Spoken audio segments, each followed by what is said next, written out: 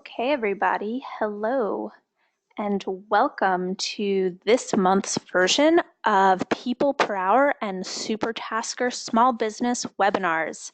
Who's excited to be here? My name is Ariel Kranzow, and I am the head of community for People Per Hour and Supertasker. I'm based in New York City in the US and really excited to have all of you here today. My role within the company is to not only create a community specifically for you, but to also create opportunities for you to learn and to grow your business. And we do that through online webinars like this, and we also do that through live events in several cities around the US and Europe. And if you have a question or you want to actually have events in your city, please email me. My email is up on the screen. It's ariel@supertasker.com. The cities that we currently do events in are New York, Philadelphia. We do them in London, Berlin, Athens, and in February we're going to be doing it in Amsterdam as well. So if you don't live in one of those cities and you want to actually have an event put on in your city for People Per Hour to meet other freelancers and small business owners and startups, just shoot me an email and we'll work towards that. So before I introduce Lisa, I just want to let you guys know that at the end of this webinar, I promise you that you're going to leave here with some amazing content. You're going to leave with the knowledge of goal setting, creating innovation within your company, and tools to grow your business. Lisa Hendrickson is the president and CEO of Spark City, a company dedicated to increasing the success rate of small and medium businesses. She is also the creator of Audacity training programs. Lisa Hendrickson is an award-winning entrepreneur who is a 2015 Inc. 500 and GrowCo conference featured speaker. She is an ICIC 100 winner and was the COO of HCC, a pioneering green manufacturing firm in New York City, which became one of the fastest growing inner city companies in America. She's been the director of business strategy at venture-backed tech startups and is currently an adjunct professor of business at the Fashion Institute of Technology, teaching entrepreneurship and sustainability.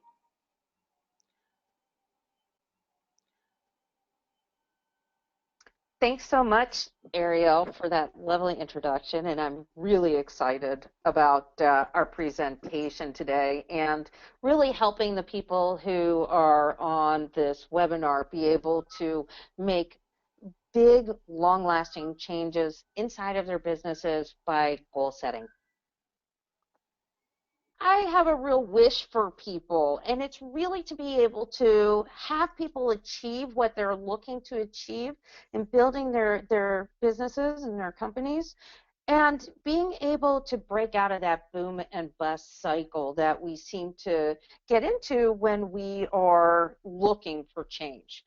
And so we really have this paradox, is that in life, as human beings, really want consistency and safety, but yet we aspire to other outcomes. And so we have these goals and dreams that we want to achieve, but yet we feel that consistency and safety as a human being is the way to go. So the truth is that change feels really great when other people are doing it. And it looks great when we get inspired. We see someone on TV, maybe they're on Oprah telling an amazing story about how they made this change. But change becomes real when we're the ones making the change, and that could be really dicey. And what oftentimes they don't say a lot on television is that it doesn't really feel good to make that change. And actually, most of the time, when we're in the midst of big change, it doesn't feel really good. So the idea is how do we navigate this paradox?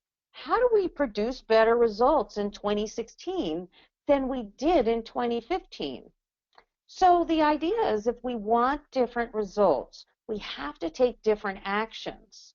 And if we want to do that differently, we feel like we want a different outcome, but we'd like to do the same thing over and over again because the actions feel good. But the actions that feel good are not giving us the outcomes that we really want.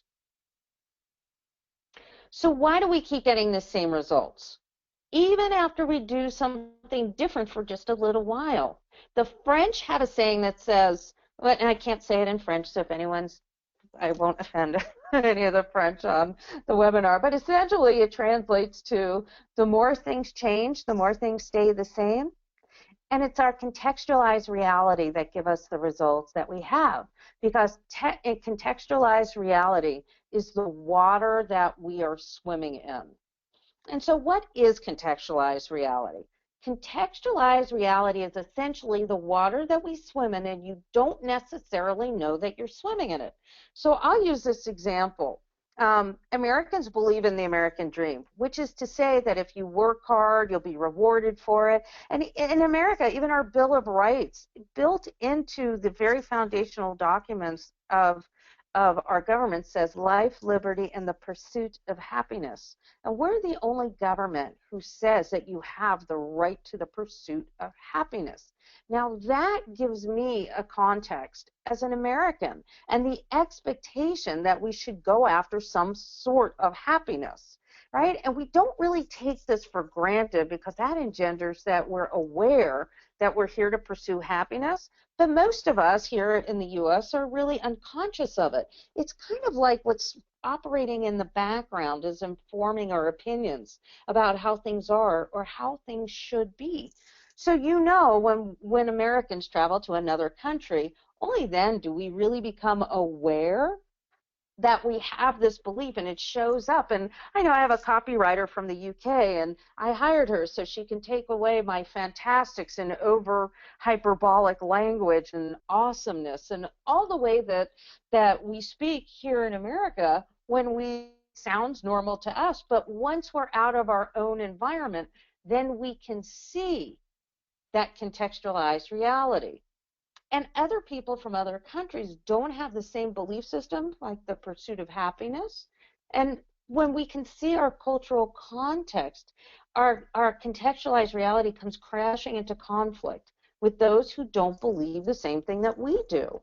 But mostly, it's like asking a fish who's swimming in water, does it swim in water, and does it know it's swimming in water? And only when we take the fish out of water can we see the absence of it. So stepping out of the limitations often means knowing that the context is operating in the background. So just like what I was saying about me being an American, and that the values that we have are really like the operating system. So if we were talking about a computer rather than a human being, you could see that that would give us how we operate. It's the difference between a Mac and a PC. So one key way to recognize a big piece of our operating system is to know whether we're more attuned to running towards pleasure or avoiding pain. That's a way that we can actually identify what's operating in the background. And this tells us a lot about how we approach goals. Our context shows us either that we're living in a world where we're avoiding pain, and that it might be painful to move out of our comfort zone, or it might be painful if we're up to failing, or if we might look incompetent in front of others. So we try to avoid that pain. Or we might have a different context running in the background, which means we're running towards pleasure, and knowing the pleasure of achievement is richer than the potential pain of the temporary discomfort of change. And each one of these contexts sets up a way that we see the world. And what you believe is the pathway, by the way, to success. So either you're avoiding pain, and that might look like avoiding being, failing in public, or not achieving, and looking incompetent, something like that, or you're running towards the pleasure of achievement. And by the way, if we see people with the opposite context to ourselves, we usually have a judgment of that. So sometimes people who are more avoidant to pain look at somebody who might be just running towards a really, really large goal that we don't necessarily think is achievable and have an opinion, a negative opinion about that. And people who are running towards really large goals but see people who are risk averse and are staying in their comfort zone may have a negative opinion about that. So if we see life through this contextualized realities, through these filters, but mostly, again, they're invisible to us day to day. We just think that that's how things are. And then the power is for us to be able to notice our own operating system and what it allows for and what's outside of our regular default settings. So this is where we can gain power, and it's in recognizing that and what's operating in the background. So, if we look throughout history, there were a lot of things that were taken as truth, but later proven not so. And this lovely gentleman's name is Copernicus. And I don't know if anybody knows who he is, but Copernicus was the first person to publicly state that we live in a heliocentric universe. The fact that the sun is at the center of the universe. During his time, the thought was, and this was the truth, by the way, is that the Earth is at the center of all things, and the sun and all the planets revolved around the Earth. But Copernicus stated his hypothesis and said, no, that's a mistake.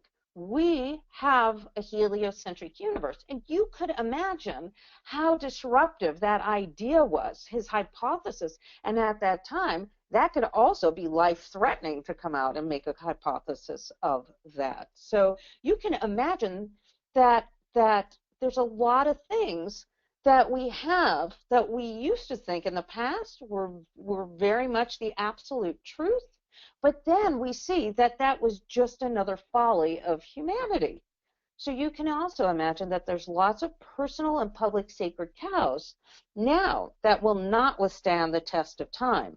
So this is really good news for you, because if something isn't immovable, then everything becomes possible. And this is where we get to really start engaging with real goal setting. So the idea is to innovate yourself. I don't know if anybody ever saw the Matrix movie, but this is just a clip from it. There is no spoon. It's your mind that bends. And this is really the core of innovation. It's not about the computer. It's not about the new piece of software. It's how you're viewing it in your mind and the possibilities of how we're able to use things.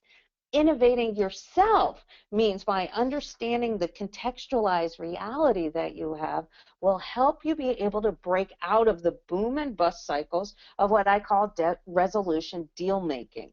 And a lot of the time you decide something like, and I think most of us have had this experience, I'm going to lose X number of pounds. And people get really excited about the prospect of it.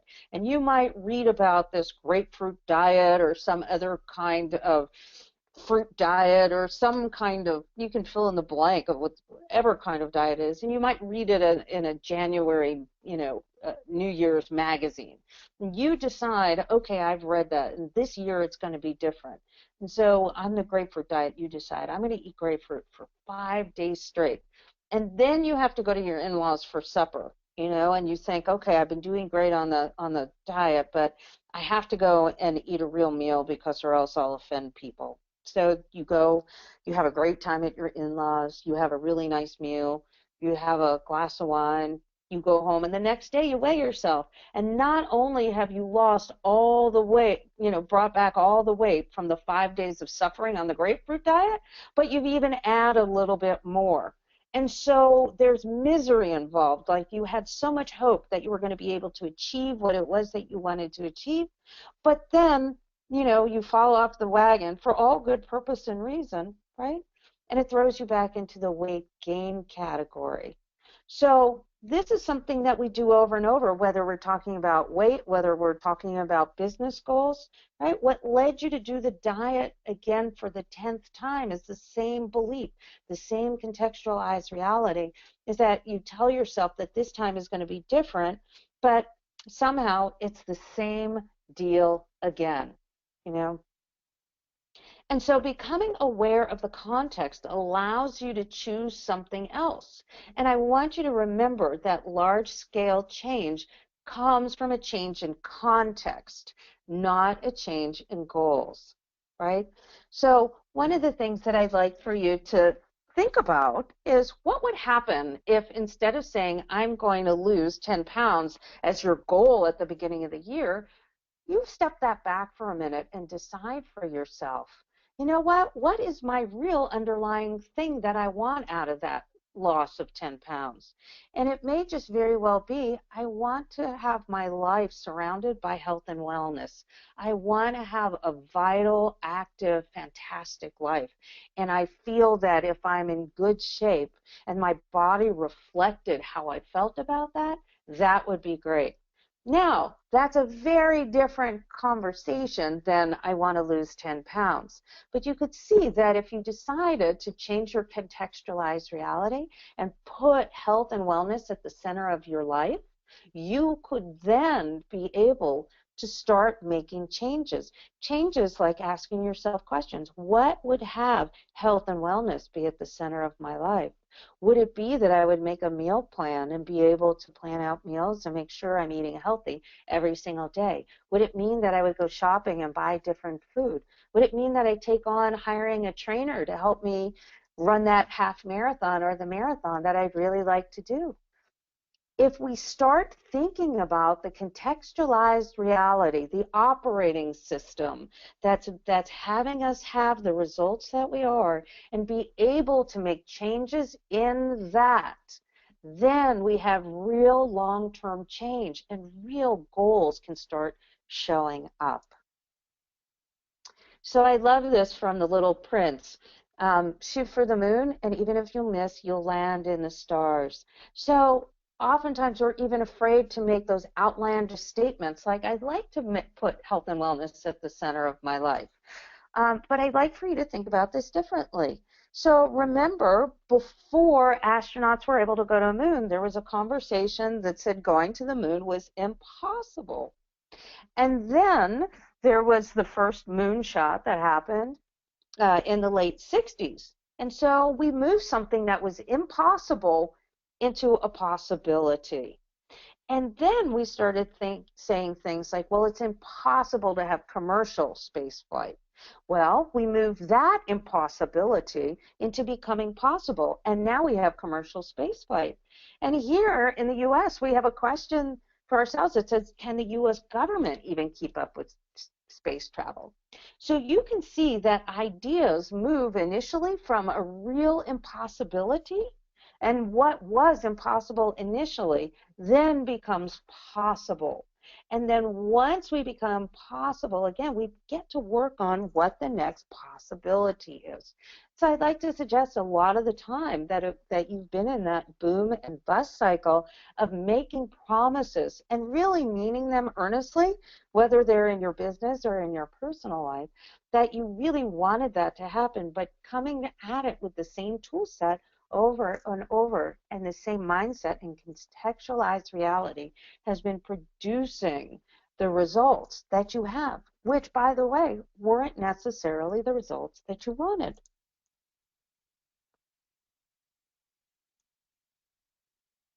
So I'd like for you to upgrade your thinking in 2016. What we really want to do is we really want to change our context. Not so much that we want to have that same grapefruit diet boom and bust cycle of getting excited about something and then failing to achieve it and then going back into the misery of why it is the way that it is. So to change the context from I want to lose weight, right? We have to create a new context. And you should think, do I really want this? And if you do, the question is, are you ready to make the unbelievable believable? Because so often inside of our failures, we go through a phase where we don't even believe ourselves in what it is that we're promising to do. So how do we make the unbelievable believable? We create a systematic approach to achievement. And that systematic approach starts with believing something. And then from that belief, you build a strategy. And from the strategy, you create a structure for success. And so let's look at it like the building that you're sitting in right now while you're listening to this webinar. There was an idea about the building you're sitting in way before the building ever existed. And someone had to believe that building the building was a good idea. And they had to create the project and say, we're going to build this great project and we're going to get people inside of really believing it. And so it moved from an unbelievable to becoming believable. And then they put together a strategy. Okay, well, if I really love the idea of this building, I'm going to have to get an architecture firm, and I'll have to get engineers, and we'll have to figure out building permits. We'll have to do the finance plan to figure out who's going to finance the building, right? So that's the strategy. And the structure for success is, what's the project plan? What are the actions we're going to do every day in order for us to be able to produce these particular outcomes? So you can see how building the building happened, right? There was an idea, there was a belief, there was a need that we said in that. We created a strategy around who do we need involved, what is going to have to happen with blueprints, all those kinds of things. And then ultimately a structure for success that's building upon the product. So one of the things that I find will help you in achieving your goals using that formula, belief, strategy, and structure, is making a personal goal and a professional goal together. Because I find that when you have a personal goal that's leading, and it's something that you really want to do, whether it's rock climbing, whether it's marathon training, whether it's triathlon, whatever it is, you'll have momentum that will have a win happen for you. And then you can set up your professional goals. And your professional goals may mean, I want to move to another department in my company, or I want to raise up the stakes for my company to be able to be more profitable and successful, or I want to raise the stakes and decide my goal is to get 4 new customers for 2016, whatever that is. And then being able to have that structure for success to go after that. Both the personal and professional structures for success work hand in hand, because we all know that there's a hiccup at times where we may not be achieving something that we really wanted on a goal side for professional, but our personal goal is showing up. So we feel like there's momentum in all of our projects. So partnering these things together can be very, very beneficial, right? I say the posse is of the utmost importance. Who you put together on your team to help you achieve your goal, especially when you're changing your context. You want to be able to tell people, hey, I want, I'm going to go out and run this marathon, and you may have not gotten off of the sofa, or you're very sedentary, right? You haven't run a step in 10 years or ever. And you tell people if you're going to run a marathon, some of the people, just like Copernicus, right? I'm sorry, we have a heliocentric universe, is met with disbelief. And other people will say, that's awesome, and I totally want to help you. So you want to pick people and surround yourself with people who will help you achieve that change. And again, not everybody is on your team to achieve change, and that's why you really have to look at who are you going to put together and have that happen for you. You must create KPIs. We look to measure. And when we are not measuring something, when we're not measuring results, we don't even know if we're achieving. You cannot improve that which you do not measure. And so putting together the appropriate KPIs is most important for you. I also like the magic number of 3 for everyone. Magic number of 3 means I'm going to achieve 3 things in my structure for success, and that might mean here's what I'm going to go do for my personal goal in running. I'm going to run 6 miles today. And in my professional goal, I'm going to do 2 phone calls for outreach for new business.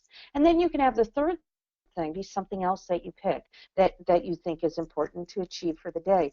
Because one of the things that I know about the magic number of 3 is that if you decide that those 3 things are going to happen no matter what, they usually do. If we don't have those goals that way, sometimes what happens is that we'll answer email in the morning and our entire day will get away from us because there's so many different demands in email. the difference really working in the business and on the business. So the magic number 3 keeps our goals attainable by taking small action steps every day to achieve them.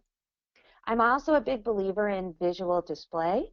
I think being able to have something to look at on your wall, whether it's what you've achieved or what you'd like to achieve, whether it's the schedule of things that are upcoming and what you want to do, is really super important, because having those in your purview will help you be reminded of what your goals are. I also like intentions. Intentions can really help guide your actions and behaviors towards these goals. So, for example, if you're working with your team and you're introducing new goals, instead of saying, I know that this is combative for some people, and some teams work combatively, but if you extend your hand in partnership and decide your intention is going to be partnership instead of combativeness, it'll be amazing what can actually happen, right, if you extend your hand in partnership. And lastly, getting your mind right. I think what's really so important is making sure what you keep ahead of you is that the belief system is what's really driving what we think is possible. I think you might have heard this saying, what you believe you can achieve. And I think that that's really so true. And being able to check whether you actually believe the truth of something or not will be so telltale to you achieving your results. And so here's what I want you guys to do for one of your next best steps, right? One, you can plan to look at, I'm going to just look at my context, and I can do goal setting. So one of the great things you can do is shut your phone off. We don't do that very much at all, especially here in the US. We hardly ever shut our phone off, and we see emails coming in and out. And I just say we really need to do real thinking. Real thinking. So if you shut your phone off and decide, I can really investigate what my context is by examining the results that I've had at the past, and then you can look to be able to create new context, right? And set your goals from there. Most people know that goals are set in time, they are specific and measurable. And by being able to look at my context and then create the goals, you're going to have more success in breaking out of that boom and bust cycle. So if you have questions about this, here's where you can connect with me. You're welcome to send me a question on Twitter at LisaMax or LinkedIn. And I'm always happy to answer people's questions. And from that, I just want to wish you the best of luck with all of your goal setting, and really to have amazing achievement that will show up in 2016 for you. My best wishes. Thank you so much, Lisa, for that amazing presentation and all of that information. I know my brain is spinning just a little, but you tend to do that. I know. So I hope everybody here learned a ton. I know that I did, as I just said. Um, if you have any questions, please just type them into the question box, or you can tweet them at PeoplePerHour using the hashtag webinars, people or PPH webinar. So the first question that we have is, let's see. Okay. It has to do with really pivoting. How do you actually, if you get down the wrong path and you start out and you're doing one thing, how do you actually switch your direction and tweak your goals without setting yourself too far back? Yeah, that is a great question. You know, oftentimes we can really see, sometimes we set goals and then we realize as we set down the path, that wasn't exactly what I really wanted in the first place. What we can see is that, wow, if we just wanted to tweak and tune, we usually can just make adjustments 10 or 15 degrees that will have what our goal statement is to make a move. So maybe, like, for example, Let's talk about an experience that a lot of people have in business is that they might have been going after one line of business and then they decide, wow, you know what? That isn't really profitable for me, or I don't really like that. And so to make a pivot, you might look and say, what's another vertical in business of other people doing things that I think is really interesting that I like? And you can go and seek that out and get some information. I tell people, be a detective. Ask and answer questions. And oftentimes things will resonate with you, like, okay, that's the thing to do. So you can go and learn something from a webinar or see a trend that's happening in that particular vertical, and then you can start down the pathway of being able to make that pivot towards what it is that seems like a better fit for your business. And so you can start doing outreach and then grooming, potential sales or anybody that you're looking for who are going down that vertical. So a lot of the time our goals are not terribly far off, but the pivot just means, okay, something's not working. Let me do a little bit of research to figure out where I should be. And then the pivot comes from taking that next action step to move towards that next place you want to go and away from what wasn't working. I hope that answered your question. Thank you for that wonderful answer. The next question is about innovation. What are some tricks that you have when you're stuck and thinking about ways that you can innovate when it just doesn't come like a light bulb going off in your head? What are some ways that you can encourage innovation either from yourself or from your employees? So great. What a great question. So there's two things that I want to say about innovation. Me personally, I believe that innovation lives at the fringe of one vertical, meets the fringe of another one, and we make new thinking inside of there. And the second, and what mostly we're looking at inside of innovating is that we forget that sometimes innovation comes from our crazy ideas. When we're looking to only drive down to the answer rather than explore a number of different answers to our question, innovation cannot happen. There isn't innovation in the answer. The answer is much more of a tactical question, finding a solution to what time does the train come? Oh, that's 2:15, right? Because that's the answer. And when we want to innovate, we have to engage with a lot of different potential answers. So, for example, with thinking and to have your staff think in a different way, we have two different types of reasoning. We have a large picture brainstorming, right?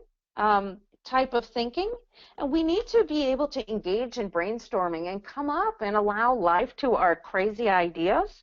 And then we can apply um, uh, some criterion, which then we can decide and select what do we think is the best new idea that we've come up with using this criteria to fulfill upon what we're trying to do.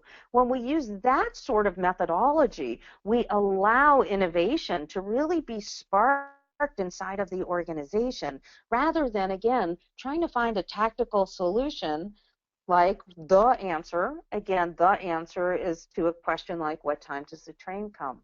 But innovation lives in engaging many different ideas and then putting a criterion to pick one that would help solve a particular problem.